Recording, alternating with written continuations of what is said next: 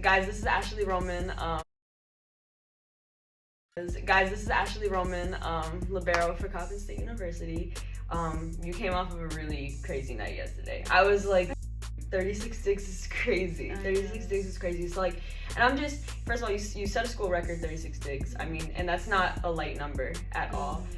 I'm just curious as to like your demeanor about going about it. Like, how do you go about just like timing your dives, scrapping for it? And there's been a lot of momentum shifting plays that you've had where you're scrapping, you're sprinting, you're hustling for that dig, you get it, and then the crowd is like, whoa, whoa, whoa. Yeah. And then it just turns everybody up, and then the defense is kind of like, dang, like we can't get it to her side anymore. Right. So like, just what's the mindset of that libero position and getting what you got? Basically, first of all, you gotta read the hitters from the other side. Like, you gotta see what's going on the whole court, because you can just like play in one spot in the court. You gotta be like, if someone is not in their position, I sometimes try to like cover them too. Right. Like, I try to like be there for my teammates too. I also like go for every ball. Like, it doesn't matter how hard, how slow, whatever. I just like, I'm into the game. I'm very focused, so I know I gotta.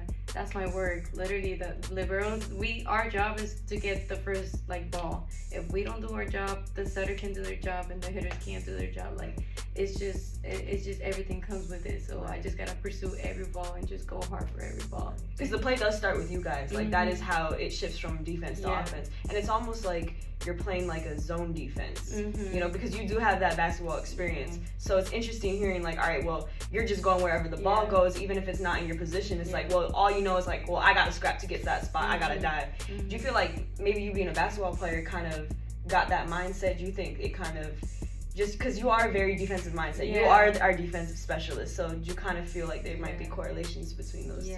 It kind of has to do also, like, I've always been like playing sports since I was like very little. So like that whole like view of the having like to be aware of what's going on the whole court, like I feel like I've developed that over years too. So yeah, that definitely has, I think that definitely has helped. But also like all the time, like, I mean, I've been playing volleyball since I was 8 years old. So yeah. I got a question too. So are you predetermining where the ball is going once it's set, or is it only off of the attack? Like, or does the defensive mind in volleyball start when the other libero receives the ball?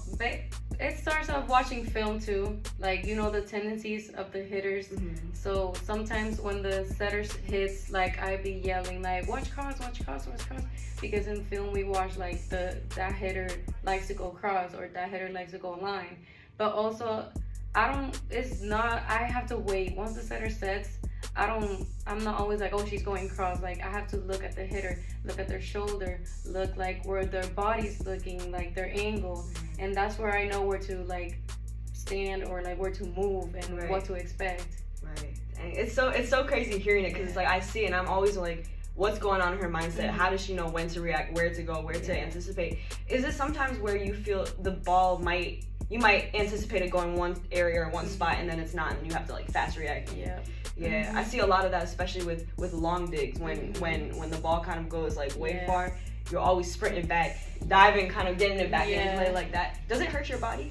Like, are you in pain? Girl, yes, because I see it in your knees. Yeah, my knees, my hands yesterday, it hurts like here, and I have like this right here. It hurts a lot. My elbows. I always use elbow pads, but it still hurts. Imagine how hard I hit my elbows. No, crazy. I hear your body fall. Yeah, like boom. No, seriously. Or I'll hear like the skid on your knees type. So how would, like, okay, do you feel like other teams are starting to maybe game plan of gravitating away from hitting it to you? Do you think that might be a thing, maybe coming conference play, like, all right, well, we're not gonna even get it to Roman's side? Yeah, that's what happens. Like, and you can see the coaches like, why are you hitting there? You could hear them talking like, don't hit cross, or don't hit at her, or whatever, or make her move.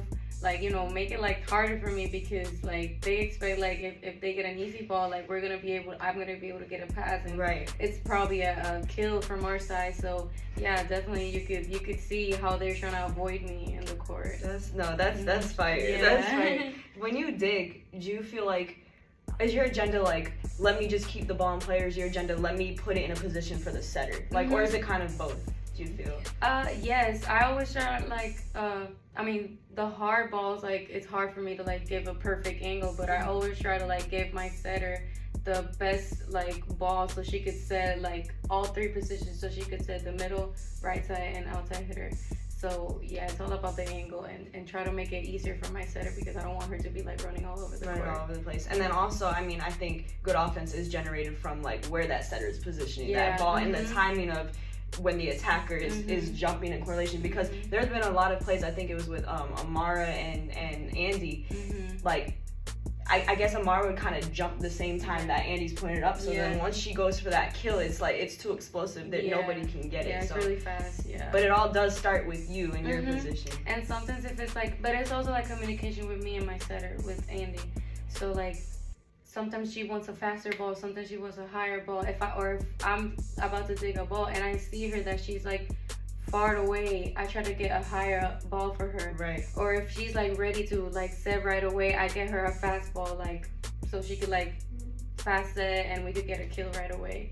So it's just a communication thing from me and my setter. And also in practice, like if she always like, we always talked about, oh, if we get this ball, make sure like you get me this ball. Like it's all about communication. Right. What are some of your cues that you would verbalize when you're going for it? Like, is it mine, or like what are some of the vocal things that you say? Mine, I got it, or go transition. That's I tell my hitters, like if it's like a free ball, I tell them like move, go transition, so they could be ready, so they could go swing and they don't have to worry about that first ball because I got them. Right. So yeah. It's so interesting to me to hear, because again, like seeing it, but then actually hearing your mindset on it is so interesting. Well, big fan. It was so dope seeing you had those 36 digs. Like you should. That's something that you definitely should be celebrating and going into this. Like you're a force to be reckoned with, for real. Can't wait to see you show out in Alabama this weekend. Yes. I'll be there with you, so I can't wait. Yeah. So guys, make sure y'all stay tapped in with Ashley Roman, guys. All right.